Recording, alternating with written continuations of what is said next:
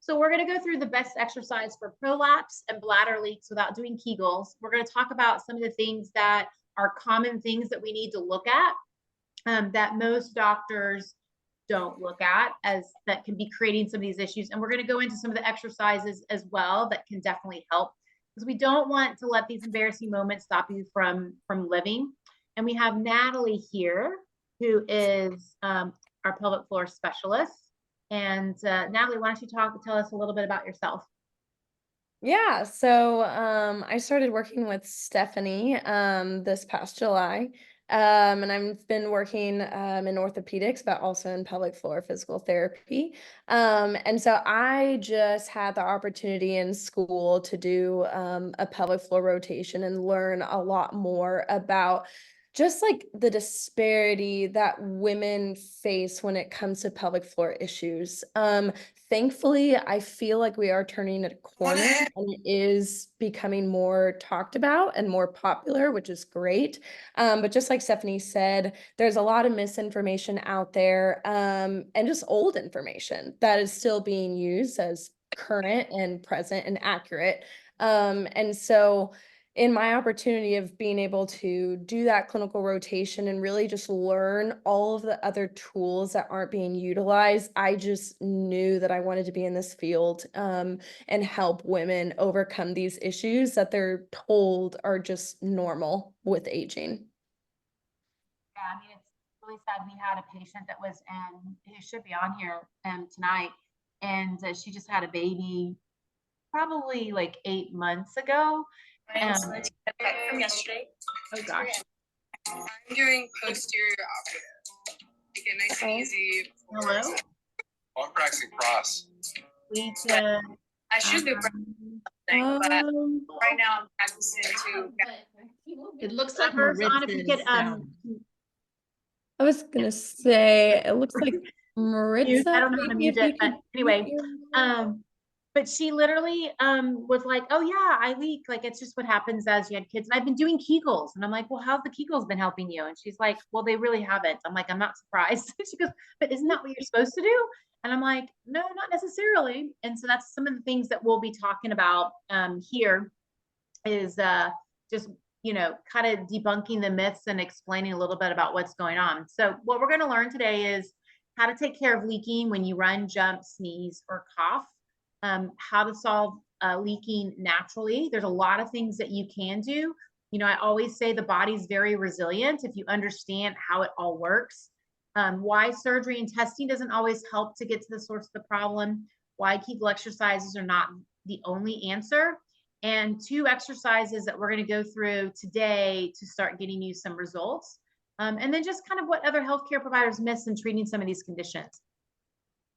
So, Natalie, why don't you take it from here? Yeah. So some of the myths that women are told about these health topics, right? This is just what happens as you age. It's just what happens after having kids. And once you're finished having kids, we can just do surgery. Again, Kegel exercises fix everything if you just Google it. Testing leads you down a path of frustration, especially if doctors do not use it to critically think about what is going on. And strengthening your core with Pilates and yoga will help.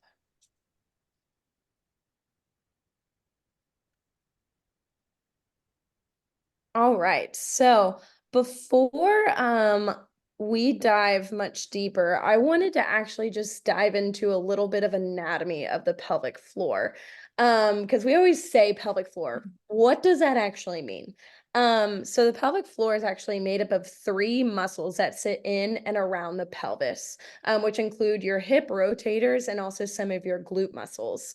And so the pelvic floor actually has 3 different functions. So it's responsible for your bowel and bladder functioning, your sexual function, as well as just supporting all of your pelvic organs.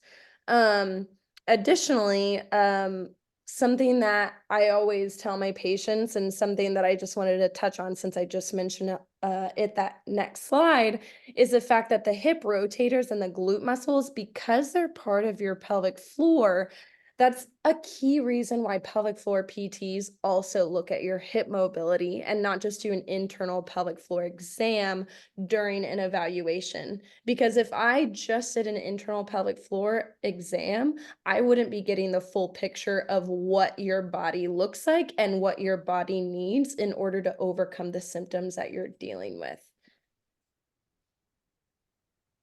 So we can go to the next slide. And so to continue that anatomy lesson, so something that's very interrelated with the pelvic floor is what everybody calls the core and the diaphragm. And they always talk about something called diaphragmatic breathing. And so what that is, your core is made up of a system of things, and it's not just your ab muscles working together. It's also your pelvic floor, your abs, which are actually 3 layers. You have your rectus abdominis, which is like that 6-pack abs that everybody wants to get nice and toned during the summer. Then you also have your obliques, and deep to that, you have what's called your transverse abdominis muscle. And so that transverse abdominis muscle, if you look at that bottom right picture, it actually connects from your spine and connects all the way to the front of your abdomen, like around your belly button, okay? It kind of acts like your own personal corset. And so when it comes to the diaphragm and the pelvic floor and the core, it's so important to understand that these pieces work as a unit. They don't work in isolation. And so what that looks like is as you're going throughout your day-to-day life, what happens is as you're breathing, what happens normally is if you have your diaphragm that sits up top, just kind of like how you see at that bottom right picture, you have the diaphragm that sits up top, and then you have the pelvic floor that sits on the bottom. And it's kind of like 2 bowls, and then you have the core that wraps around it. Okay. And so as you're going throughout your day, what happens is whenever you're breathing, if you're breathing properly, your diaphragm and your pelvic floor, as you breathe in, should move down towards your feet. And as you exhale, it should move up towards your head. Okay. And so as you're going throughout your day and you're breathing properly and all the things, you're also using your core to stabilize that unit, right? And also helping you further exhale that air to get it up and out rather than pushing it down and in towards your pelvic floor. And so a lot of the times, like we run into issues called pressure management. This is what pelvic floor PTs are talking about when it comes to pressure management. It's you're managing this almost like pressurized soda can, if you will, with the diaphragm on the top, pelvic floor on the bottom, and the core wrapped around it. Okay.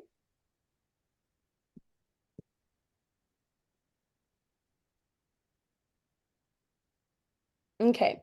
So going into the actual types of symptoms that women can experience whenever we have some pelvic floor dysfunction includes incontinence, right? And so this can apply to urine, feces, or gas.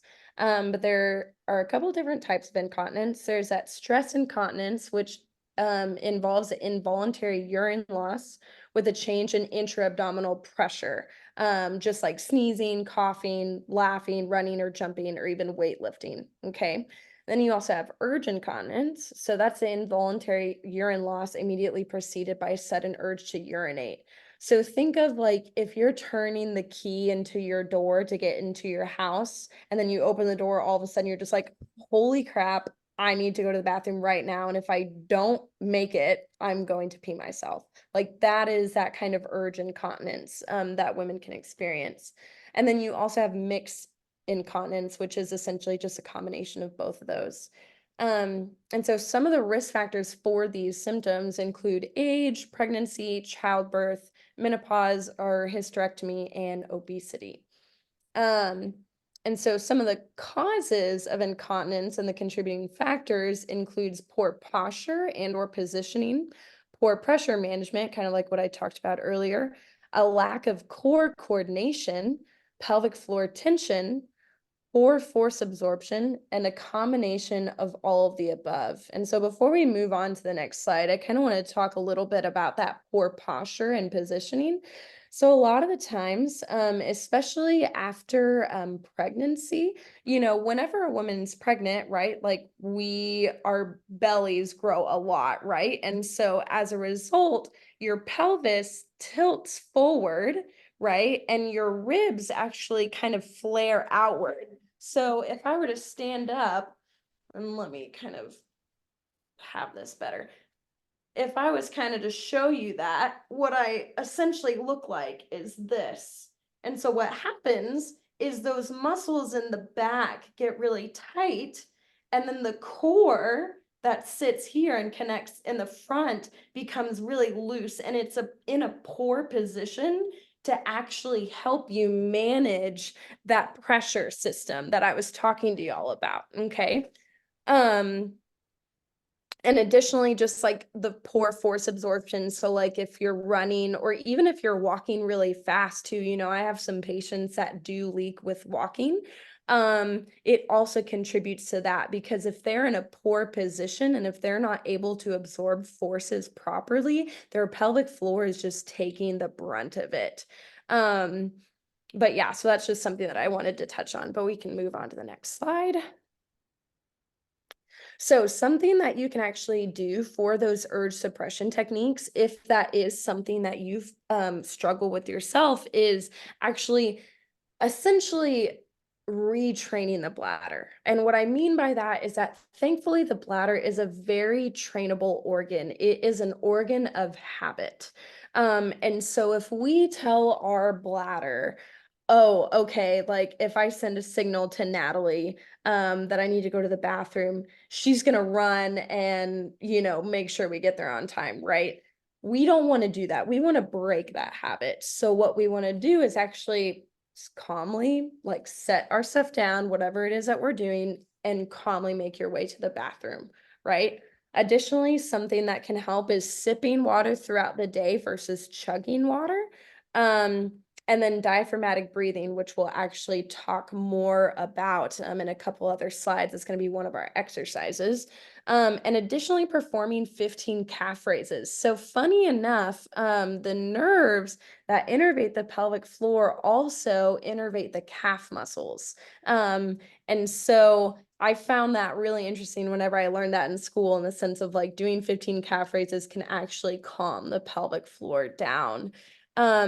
In addition, you can also decrease and dilute bladder irritants. So think of like caffeine, like coffee, tea, alcohol, that kind of stuff. And then the knack. So the knack is actually something that I look at as a pelvic floor PT. So it's a reflex that automatically occurs when there's a sudden pressure change. So this is basically like a strong involuntary pelvic floor contraction. So something that I have my patients do whenever I'm just observing externally is have them cough and see, okay, what does a pelvic floor do? Does a pelvic floor contract, or does it actually bulge out towards their feet? Because if it bulges out towards their feet, that's telling me, okay, the neck isn't acting like it should. So that's something that we need to address.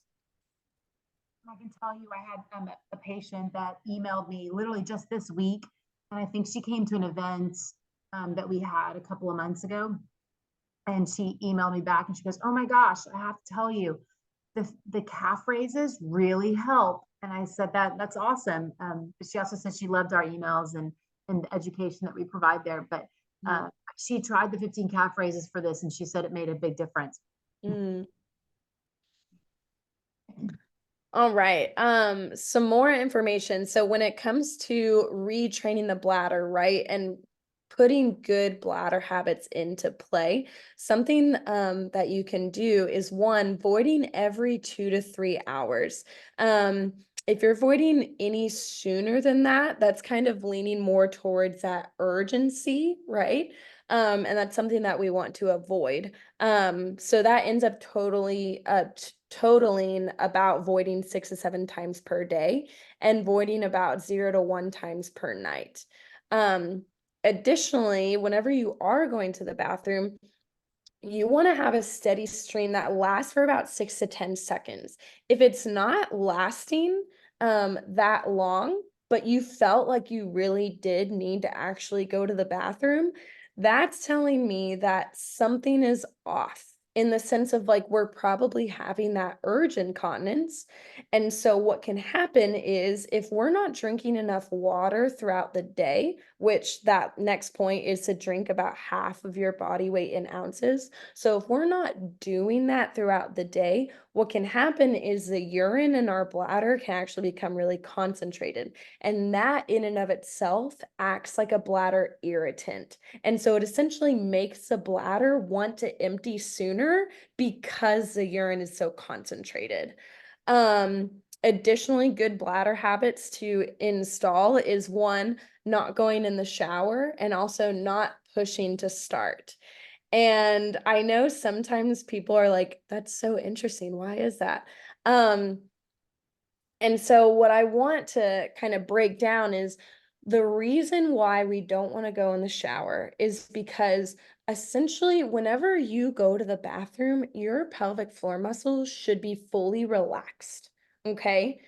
What happens, you sit down, your pelvic floor muscles relax, and then that detrusor muscle, which is actually the muscle that contracts your bladder to start going, the detrusor muscle will contract to then allow urine to flow.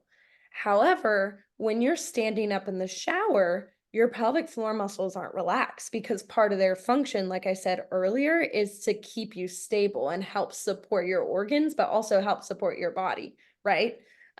So then it's kind of sending the bladder mixed signals in the sense of like, oh, it's totally okay for my pelvic floor muscles to be contracting and yet for me to still be urinating.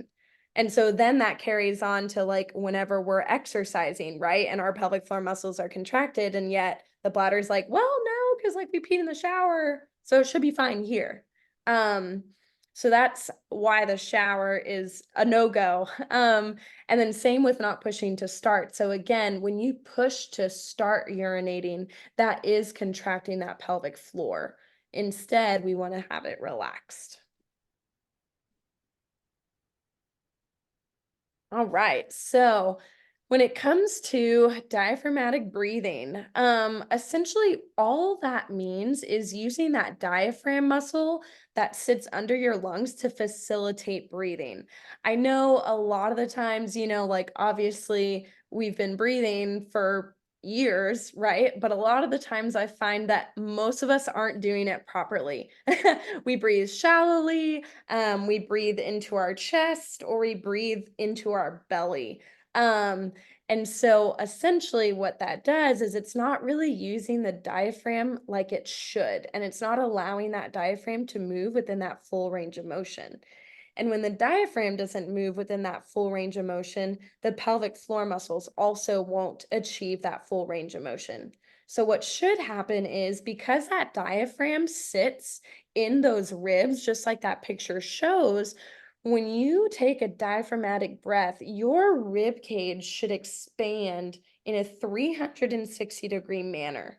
And that's when we know that we're achieving a proper diaphragmatic breath. That also tells us then that that pelvic floor muscle is also achieving that full range of motion. And why that becomes so important is because we learn in school a lot of the times that like if you don't use something, you'll lose it. It's the same thing with the range of motion of the pelvic floor. So over time, if we haven't been breathing properly and our pelvic floor hasn't been getting that range of motion, it loses that range of motion. So think of your pelvic floor originally as like a trampoline, that supports the pelvic organs and everything like that. Um, Once it loses that range of motion, it no longer becomes a trampoline. It becomes very stiff, and you almost need to think of it as like a concrete slab. And then as you go throughout the day, those organs just keep on pounding and pounding and pounding on those pelvic floor muscles to where like the pelvic floor is like, you know what? I give up. I can't take it anymore. And then you experience incontinence in those situations. So that's why diaphragmatic breathing is the first step in any pelvic floor evaluation that I do. Um, And so additionally, when it comes to breathing with exercise, right? A lot of the times we're not breathing properly. It's the same thing whenever we exercise. I don't know if y'all have ever been to the gym and you see these guys who are just like benching 350 pounds or something, and like their faces are really red and their veins are popping out of their skulls because they're not breathing. They're just holding their breath. So that is definitely causing all that pressure to go down and in towards your pelvic floors, okay?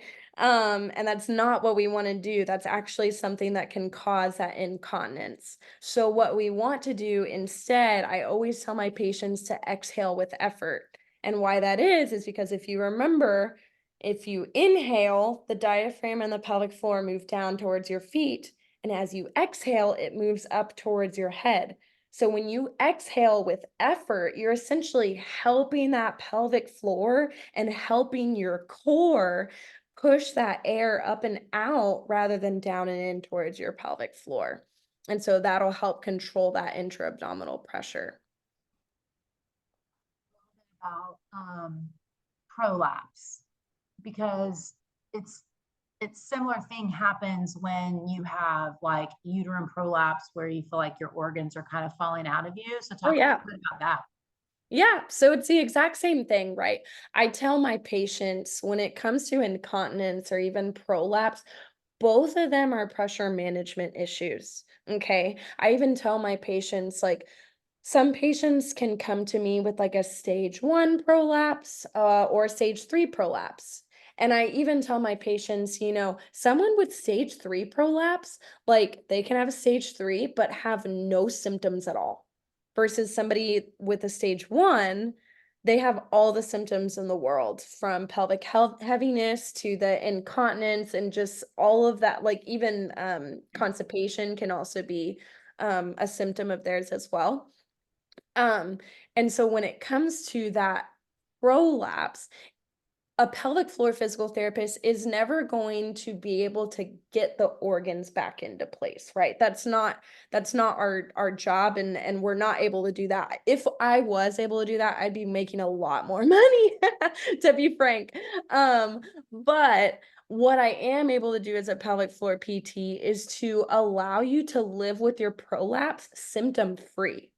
And so all that is essentially managing that pressure. It's the same thing that I was talking to y'all about with that incontinence, and with coordinating the breathing with exercise. Okay. So yeah, that's everything I want to say. Yeah, and it's very similar to like anytime you've ever heard us talk about really anything, whether you get an MRI to see kind of what's going on, you always combine stuff. But is that really what's going on? Because you can have people that get an MRI the MRI looks horrible and they have like no problem, no pain. And the doctor's like, I don't even understand how you're living. And then you have someone that barely has any issues with an MRI and they're in so much pain. So just because you find things with testing doesn't necessarily mean that that particular thing is a problem. Right. All right. So, Natalie, what if this doesn't fully resolve my issues? Great question.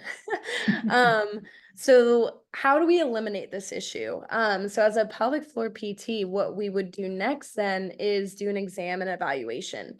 So something that I love about being a pelvic floor PT is we take a holistic approach to treating the pelvic floor dysfunction, which involves far more than just a pelvic floor internal exam that you might get at the doctor. So some things that include that, right, is like, I also want to see, like, how are you walking? How do you squat? How does your low back move? How do your hips move, right? Because if some of your hip muscles directly tie into your pelvic floor muscles, if your hip mobility is off, the pelvic floor muscles can be really tight and shortened and have that loss of range of motion, which can then cause everything that we've been talking about so far, right? But additionally, I look at your rib mobility too, because if your diaphragm attaches to your ribs, your ribs aren't able to do that full expansion in the 360 degrees because they have a loss of mobility, then that's something that needs to be addressed, because I can do internal releases of your pelvic floor all day. But if you're not able to achieve a proper diaphragmatic breath because your ribs don't move, then it won't matter. So after a full evaluation of just kind of figuring out what's going on, we create a specialized program to allow you to perform regular and recreational activities without experiencing those symptoms. And I say that all without Kegels. One big thing too, like when people look at oh, let's just do Kegel exercises, it's kind of like saying, oh, I'm just gonna go and really work my bicep muscle, and I'm just gonna work it, and I'm gonna hold it, and I'm gonna do it all day long and hold it. But in reality, the bicep muscle works with the triceps, which also works with our shoulder blade muscles, and it's the coordination of how everything works. And if you only work that bicep muscle, it's going to get overworked and tightened and potentially cause you even more problems. And that's very similar when you look at like Kegels, as far as doing the Kegels, you're without even assessing to see like what actually is really going on. You may already be tight in those areas, and now you're making it even tighter by doing these exercises, which is why we always, there is a place for Kegels, but it's not used very often. Mm-hmm. Yeah, so why do I say no Kegels? So Stephanie's exactly right. So for starters, there's a difference between a hypertonic and a hypotonic pelvic floor. Okay, so a hypertonic pelvic floor means it's an overactive pelvic floor. And so this can just as often, if not more often, be the cause of pelvic floor dysfunction as a hypotonic or underactive pelvic floor. So essentially, these muscles can just get really tense and really tight. For example, right, like a woman can be told that childbirth creates a loose pelvic floor, but it's actually not always the case. So tensing an already tense pelvic floor won't fix these issues and sometimes actually make them worse. And so just as I alluded to earlier, how the pelvic floor never works in isolation, right? It always works in coordination with the diaphragm, with your core muscles. Again, Kegels are isolated, right? So if you're trying to improve pelvic floor dysfunction, you need to train it in such a way that you use it, right? So you need to train it in such a way that it coordinates with the diaphragm, coordinates with the core, rather than just like doing Kegels while you're sitting down, because that's not going to make you stronger and it's not going to make the symptoms better. And kind of like Stephanie alluded to, right? Like with flexing the bicep repeatedly. I mean, that's what this example is too. If you extend your leg out in front of you and then flex your quad 20 times, and then as hard as you can 10 times, like, do you think you're going to be able to squat more because you just did that? The answer is going to be no, because squatting doesn't just use your quads, it also uses your glutes and your hamstrings. And so that's, again, why we don't just jump to Kegels as the answer to all of our pelvic floor symptoms. So, diving more into that, the Kegels are voluntary and the pelvic floor works subconsciously, either anticipatory, reactive, or responsive. So again, continuously training your pelvic floor with voluntary, conscious, and intentional contractions is not a solution, but a lifelong prescription that does not help your pelvic floor when you need it, such as when you're sneezing or jumping, running, or squatting with the barbell. So again, we need to train your pelvic floor muscles to act on their own when you need them to, and to relax when you don't. And as with training and rehabbing all muscle groups, we must move on from voluntary and isolated exercises and train the body in the ways we want to train. So, what's the difference and what do I mean by no Kegels? First of all, I would like to clarify that there's a difference between these three, right? So the Kegel on the left versus making an initial mind muscle engagement to become aware of our pelvic floor muscles, and also intentionally engaging and relaxing your pelvic floor muscles with breathing and movements to retrain its coordination to ultimately become subconscious. So there's a place for those last two, but there is no place or need or purpose for just a Kegel alone.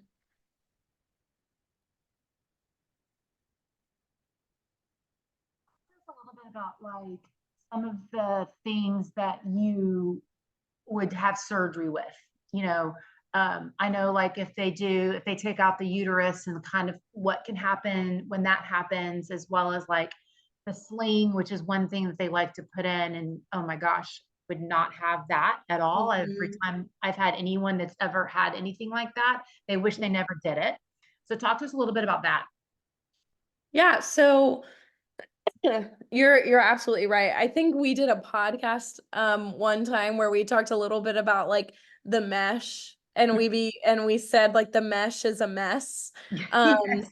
And essentially, like when it comes to the surgeries that are offered, it's not a long-term solution, right? Because again, you're not addressing the source of the problem that contributed to the pelvic floor dysfunction in the first place. So again, if it is a poor pressure management issue, like having a hysterectomy or having a bladder sling, isn't going to address the fact that we're not breathing properly, that we're not achieving full range of motion in our pelvic floor muscles, that we're not able to coordinate that with our breath and with our core, right? So these surgeries, they may like bring some temporary relief, but a lot of the times, like women tell us a lot, like, actually, I wish I had never done it. Like, I'm worse off as a result. And so I always advise women to take the more conservative route first. Okay. Because a lot of the times a conservative route is the way to go. And tell us a little bit about like what could potentially happen, like taking your uterus out, because there's a place for everything. Yeah. Yeah. So I kind of wish I had that animation or that picture, but I'm gonna try to be good with my hands. So if you imagine this is your pelvis, right? But it's like a side view. So it's like it's cut in half. Okay, so you have the bladder that sits in the front, the uterus that sits in the middle, and then the rectum that sits behind it.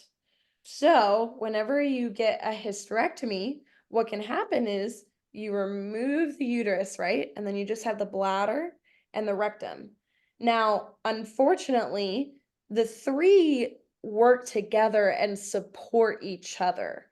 So when you take the uterus out, what can actually happen is the bladder and the rectum can actually start dipping down towards that vaginal opening, and again, like cause those symptoms of prolapse, right? Like that pelvic heaviness, and can also contribute to the incontinence that we've been talking about. I really wish I had that animation because it does a way better job showing it than I just did with my hands, but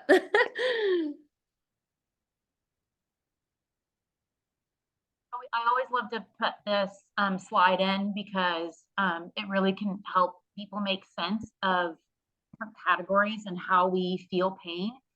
Because if you're in the wrong category, you're just treating a symptom, and we just don't get this kind of education anywhere. Like doctors don't talk about it. I mean, I literally had a conversation with a patient just this week and was talking about the difference between how we feel pain, and they were like, this makes so much sense. And so, I say we feel pain 6 different ways. And the main ones that we talk about are mechanical pain and chemical pain. So we'll talk about those and we'll get into some of the other ones. Thermal pain would be like burns and sunburns. But mechanical pain is like the mechanics of how our body works. And so you can ask questions like, does your pain come and go? Yes. Can you change your position and make it better and worse? Yes. Those are questions that we ask to determine you have mechanical pain. Like, do you feel better sitting? Do you feel better moving? Like, we will ask a lot of different questions like this. We're like, okay, this is perfect. we know there's some mechanical stuff that's going on that we can address. And chemical pain is different. So chemical pain would be like, I injured, I had an injury and all the swelling came in and there's that throbbing, aching, constant pain. Chemical pain is constant pain. Chemical pain doesn't just come and go. Like, it's not like you get swelling and then it's gone and then it comes back again and then it's gone and then it comes back again.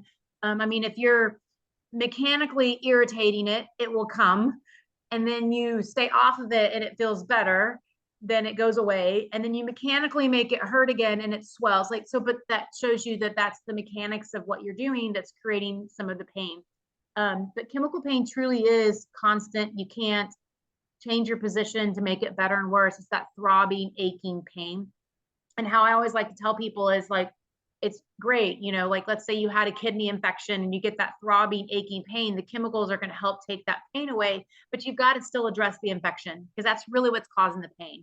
And ultimately, unless it was like a fall and you're just super irritated, usually there's a mechanical component to it that we have to figure out. Now, you can have nerve pain. And again, nerve pain, you can have things that are mechanical that are creating the nerve pain, whether it's a muscle that's compressed on it, a muscle that's scarred down on it, a disc that has pushed into the nerve. You can have a bony structure, stenosis, those kind of things that can create nerve pain as well. So there's a lot of different things that can create nerve pain. You can also have autoimmune conditions that create nerve pain.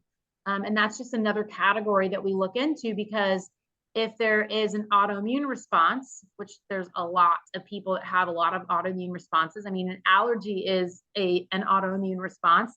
This is where we have to start talking about diet. And so if you're having someone that we think that has an autoimmune response, there's no pattern to their pain.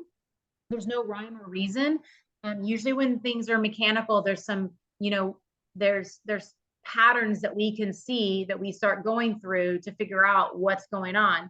Autoimmune, there's no rhyme or reason. There's no pattern.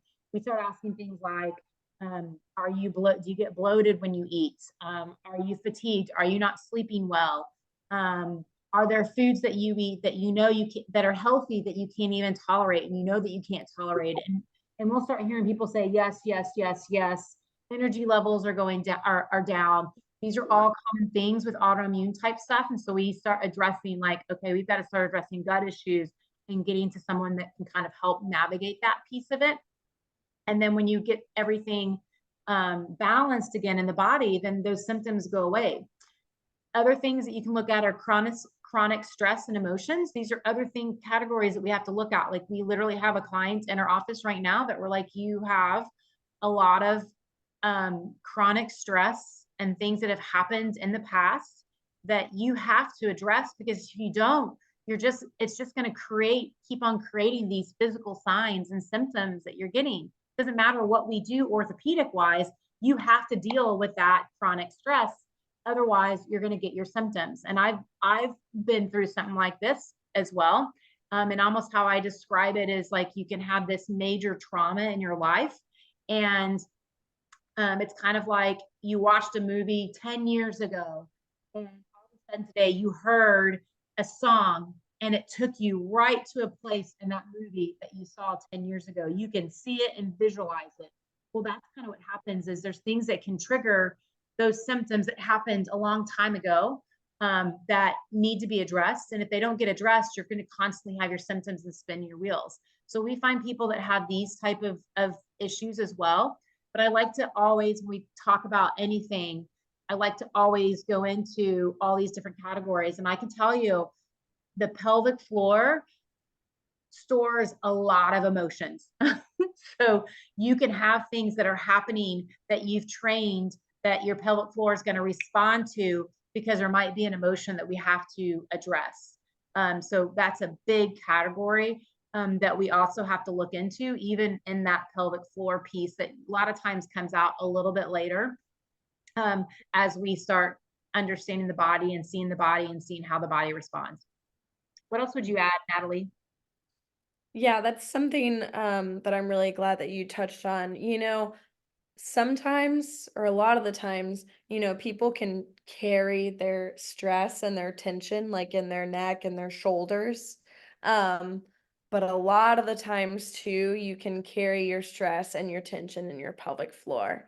And so that can just feed into all of the symptoms that we've already talked about. So again, right, like part of what I love about being a pelvic floor PT is taking that holistic approach. So even if we're doing all the things that I already mentioned, right? Like we're looking at your breathing, we're looking at your ribs, we're looking at your hip mobility, like your core coordination, your pelvic floor, all of that stuff. But it's still like it's not getting better, like that's something that we need to look into and look into seeing if that is something that's contributing to the problem. Because again, like if we don't hit it by every avenue that's contributing to those symptoms, then it's not going to get fully resolved. Okay, so this is one of the exercises that we're going to go into as far as diaphragmatic breathing, and we'll listen to the and then now we can come in and talk a little bit more about it. Okay, so you're going to put your hands on your ribs, and from here you're going to take a deep breath in.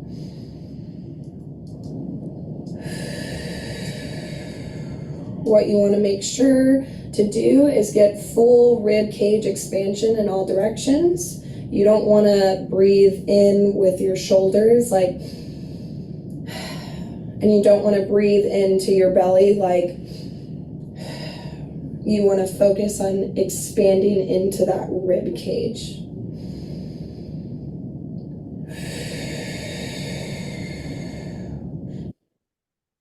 What would you add, Natalie? Yeah, so something that I would add additionally to that, because we only had so much time in these videos. They're like little short clips. Something that I would also add, one, inhaling through your nose and exhaling through your mouth. Think of like blowing out through a straw. Okay. That's really gonna help with that pelvic floor mobility and that diaphragm mobility too. So that's one thing that I'd add. And then I'm trying to think if there's anything else. Oh, typically you want your exhales to be about twice as long as your inhales. So like let's say you inhale for about 5 seconds or so. Although it's going to be more like 4, then you want the exhale to be about 8 seconds. Okay.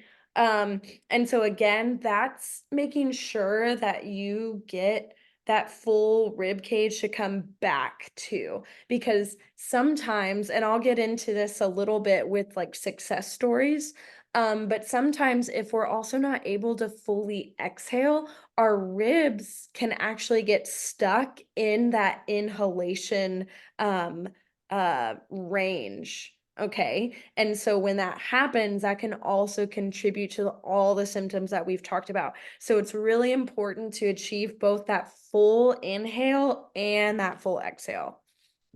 And I would say one other thing too, if like you're having a hard time doing this in a seated position, because you're actually kind of moving against gravity, you can do the same thing lying down, because you'll kind of be going with gravity. So it'll be an easier version of this, but you'll do the same kind of cues. Well, and also I'd add too, you can do this in any position. That's you can true. do this laying on your back.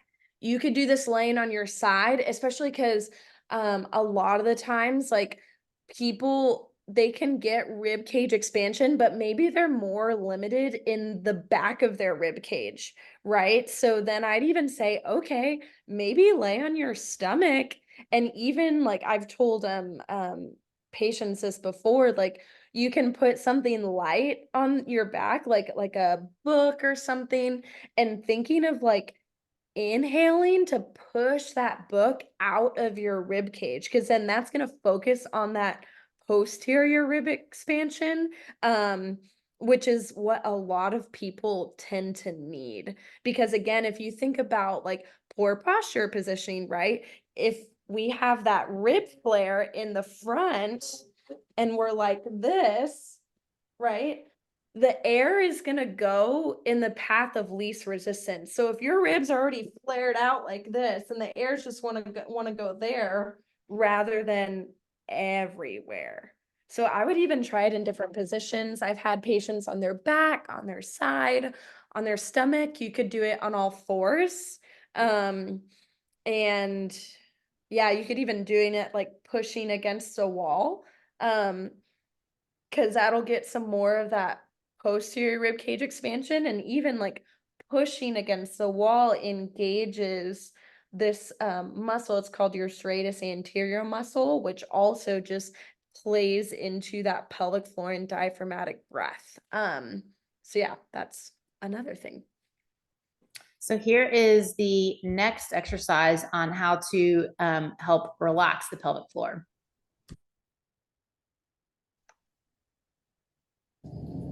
So this is for pelvic floor relaxation. It's a progression into happy baby. So you'll be diaphragmatically breathing.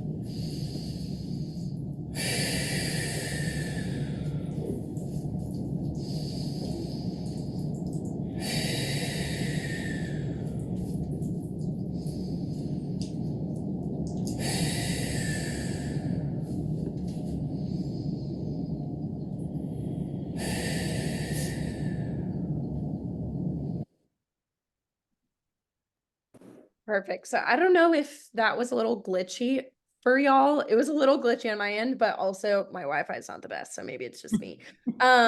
But essentially what this does, we kind of talked a little bit about how the pelvic floor can be both either hypertonic, that overactive, or that underactive, hypotonic. I find my cases, and a lot of the times women are more on that hypertonic end, okay? Which is why I'm talking about pelvic floor relaxation. Because the thing is, it's like when it comes to strengthening, everybody wants to strengthen their pelvic floor, right? And all of the providers say, oh yeah, like Kegels will strengthen your pelvic floor, prevent you from experiencing incontinence, or like reduce your prolapse symptoms, right? Of like that heaviness. But the thing is if your pelvic floor muscles are tight and tense and they're shortened, essentially, like you trying to strengthen them, they're working in a reduced range of motion. And what I mean by that is, like, think of my bicep here, okay? If I don't have full, hold on. Mine. Oh. Let me know if you want me to keep talking, or I Yeah, can keep on talking. Okay. So anyway, so like I was saying, right? Like if my bicep is shortened from here to here and I'm just doing bicep curls, I'm not really strengthening that bicep muscle. Like it's just being shortened, right? So I always tell my patients there are phases of recovery when it comes to pelvic floor physical therapy. So first we have to lengthen, then we have to strengthen. Okay, which is why pelvic floor relaxation is normally part of that first phase, along with that diaphragmatic breathing, before we get into functional strengthening. And then also the actual progression, because it was a little glitchy on my end. Essentially what it was, first I was just laying on my back with my knees bent, right? And I took a diaphragmatic breath. And what you can do is gradually build up into that happy baby position. So you can like grab that one knee and breathe there, grab the other knee and breathe there. And then if you're able to, you can grab like the ankle, breathe there, and then grab the other ankle. But even if you're just laying on your back with your knees bent and just diaphragmatically breathing there too, that's also contributing to that pelvic floor relaxation. Because again, when you're diaphragmatically breathing and you're inhaling and exhaling, that pelvic floor is getting that range of motion that it needs. So a big thing that a lot of other healthcare providers miss, and we see this all the time, not just in the pelvic floor, but really in just about every body part, is you'll only have the you'll go to a healthcare provider and they only look at the condition one way. So you're never getting kind of to the source of the problem. And so this could be, a doctor and they're only looking at it in the way of like, I just need to prescribe you this, or I need to, but they're not looking at like how all the pieces can fit. Or you might go and see a physical therapist, and they're only going to look at it from a strengthening perspective and say, oh yeah, you're weak and we just need to do Kegels. We've had this happen before. We've had a client that was going to come in and decided not to come in, went somewhere else. And I'm like, let me guess. They probably just gave you Kegels. She goes, yeah, how did you know? I mean, we almost can predict what people give you when you go to other places, because they just kind of do cookie cutter stuff. The other thing is like running through a lot of testing that oftentimes can fail to provide adequate information to develop a game plan. And so, just because they go in and they give you this diagnosis of whatever they think that potentially is going on, you have to get to why. Why is that happening? And that's what a lot of healthcare providers don't look into. So it's, even if we kind of like, we understand where everything's coming from, we see that you're tight here and this needs to happen. But if we don't get to like why it's happening, then it's just going to continue to happen. Again, surgery is not the end all be it all. Surgery does not give you answers for these conditions. And I don't really know a female that said that they were really happy with their surgery. Most people are potentially worse off. So we see stuff like that all the time. Kegels are usually the only thing that you're being told to do. We literally have had patients come in with their sheet of paper that their doctor gave them and said, do these Kegel exercises and this will help. And I asked them, well, did it help? Well, I've been doing them for the last month and I don't know that I'm getting any better. I'm like, not surprising. Again, most doctors have no clue that this problem can be solved naturally. And that's really why, a women's health physical therapist is so key, because we're constantly doing research and we're constantly finding new things that are popping up and learning from different people. And it's really true. I mean, I'm always amazed at what the body can do and how much it can actually heal, and how, in my opinion, there's a lot of there's surgeries that are needed, but there's a lot of surgeries that probably could have just been prevented, finding the right person. So let's go into some success stories. Yeah. So for one of them, since we were talking a little bit about prolapse, so I had a patient who came to me for prolapse, and she was making progress and like everything was going well. Again, it was a lot of retraining, just like that diaphragmatic breath, and also like relaxing that pelvic floor, because she did have some tension. Something that was holding her back though, she told me that she was still experiencing heaviness whenever she was teaching her pottery class, or like finishing up with her pottery class. And so I was like, okay, well, when exactly do you do that? Or like, when exactly do you feel it? She was like, well, normally I feel it whenever I'm lifting like my supplies back to my car, like to and from my car. And so I was like, okay, well, let's go down to the gym and like, let's see you carry like a weight. How heavy is it typically? She's like, I don't know, like 30 pounds. And so I gave her a 30-pound dumbbell, and I had her start walking. And sure enough, I noticed she was holding her breath while she was walking. And so again, right, it's like we are creatures of habit, right? And so even though she knows how to diaphragmatically breathe, just like sitting stationary, right, and laying down and doing all those positions, she wasn't applying it to something very functional that she has to do every day. And so it just required a reminder of like, hey, I notice you're holding your breath. That's contributing to this heaviness. Let's try it again. And let's have you walk with breathing this time. And sure enough, after that, she was like, oh my gosh, yeah, that was the missing piece. That was it. And I was like, okay, perfect. Awesome. So that was really encouraging for her. And then somebody that I worked with who had urge incontinence, ladies, I don't know if y'all have ever heard this term, but I always tell my patients, do not go just in case pee. And what I mean by that is I feel like a lot of the times we go right before we're about to go into the movie theaters, right? Or like right before we're about to go eat with our family, right? Like we don't necessarily need to go, but we go anyway so that we don't have to worry about it.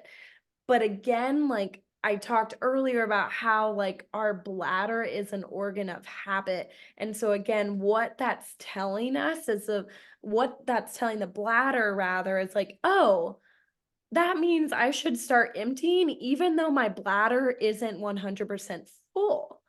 So then it starts feeding into that cycle and you start getting those urges to go sooner than you should. Okay, so with all that being said, I had a patient with urge incontinence, and she was doing a lot of just in case peeing. She also wasn't drinking enough water. She was restricting her water intake because she was going to the bathroom every 30 minutes. And so that was a real struggle for her. And her goal was to be able to go to a concert that was going to be over 3 hours without having to go to the bathroom, constantly, right? And so something that I talked to her about was all of those urge suppression techniques that we talked about, right? And of course, like that diaphragmatic breath, but also like no longer just in case peeing, right? Also like um uh avoiding those bladder irritants, right? She was drinking a lot of coffee for her personally. And then additionally, right, like working on the breathing and I was gonna say something else, but it's slipping my mind. I don't know. But anyway, so we went into all of the habits of retraining that bladder, right? And also like having her increase her water intake. And so her success story, she came back to me after the concert. She was like, I only had to go one time. And I was like, that's totally normal. Perfect. That's great. And she was like, I also had alcohol. I was like, I'm so proud of you. So that was the urge incontinence, and then stress incontinence. So this patient relates to that scenario that I was talking about how your ribs can play a big role in this. And what I mean by that is her pelvic floor had resolved tension wise. Like that was fine. It was moving well. But her rib cage wasn't moving. And so with further investigation, I was able to figure out that she was stuck in that inhalation phase, right? And it was so severe that she actually couldn't blow up a balloon without experiencing incontinence. Okay, because again, what is blowing up a balloon but increasing that intra-abdominal pressure? If you're not able to get it up and out into the balloon, then it's going down and in towards the pelvic floor. So she couldn't even blow up a balloon because her rib cage was already stuck in inhalation, so she couldn't get that exhalation that she needed. So with her, what we really worked on is like actual rib mobility and increasing that rib mobility, giving her exercises to do at home, and then going into that diaphragmatic breathing more. Because again, right, it's kind of like the bicep. If your ribs aren't in the proper position, it doesn't matter how much you do a diaphragmatic breath, because your ribs aren't able to fully move like they should, so the diaphragm won't move like it should. So once we were able to get that all squared away, she was actually able to progress to blowing the balloon without incontinence. And she wasn't experiencing any of the incontinence when she was like coughing or sneezing, which was a big goal for her. So that was really cool. So some of the things that we've learned today is that Kegels don't fix all of women's health problems, which is what Google says it does. Most of the time, no one gets to the source of your problem and why it's happening. Just like what Natalie said, there's so many different reasons for incontinence, and it's really understanding the whole picture to know what's going to be right for you. Surgeries don't always help in guiding treatment and resolving women's health issues. The biggest thing I would say is to see a specialist to help you figure out where the source is coming from for you. And really, we just want to give you hope that you can get back to living life again and doing all the things that you love without having to have that feeling of something falling out or leaking and those kind of things, because we make it really, well, society makes it really seem like this is normal. And I know Natalie always says that you know, leaking is, what do you say? It's common, but not normal. Yes. I think what you always say. So, it's really kind of the same thing. And then again, you should have an email coming into your inbox. And if you don't, I'm so sorry. I keep on messing. We have a whole new system and I keep on messing it up. It's always my fault. I swear to God, because I'm messing it up. So if you don't get something, please reach out to us and we will personally send you the email. But we'll have, for those that don't have my book, we'll have you can get my book for free. We have a 30-minute kind of like pelvic floor assessment that you can sign up for. I think Victoria just texted me and said that someone's already signed up from here. So if you just want to sit down and talk about your case more personally, behind closed doors, we have that for you as well for showing up. And then if you decide that, you know what, I want to book an evaluation to really see kind of what's going on, we will get you you'll have $100 off that in the next 15 days. So those are some of the things that are there. We also have other resources in the email because we have a pelvic floor we have a pelvic floor like ebook as well that can give you some good resources as well. That's also in that email. So again, if you don't get the email, make sure you reach out to us. I'll make sure Victoria reaches out to all of you guys just in case you guys don't get it. And then we always do something every month and we want to talk a little bit about our next month's event. I love this event, you know, as I'm getting older, because I'm like almost 51. I'm always looking for ways that I can defy aging and recover faster because I want to stay active just like all my patients. I want to feel my best just like all my patients. And so these are some of the things we're going to be talking about, some of the tools that we'll be using. We just purchased a beamer, which is basically a pulse electromagnetic field, and it helps with that microcirculation. And we'll be talking about how this can really help speed up healing, how it can really help detox your body, healing faster from a lot of different things. So that's what our next event's about. And we have some pretty big savings for people that show up for this. We're going to be doing an introductory price for the beamer. And we're also going to be doing a kind of, I guess, an introductory price for the Shockwave as well. So there'll be a lot of great bonuses for people that want that. So that's what our next event is all about. I'll stop the recording, and if there's any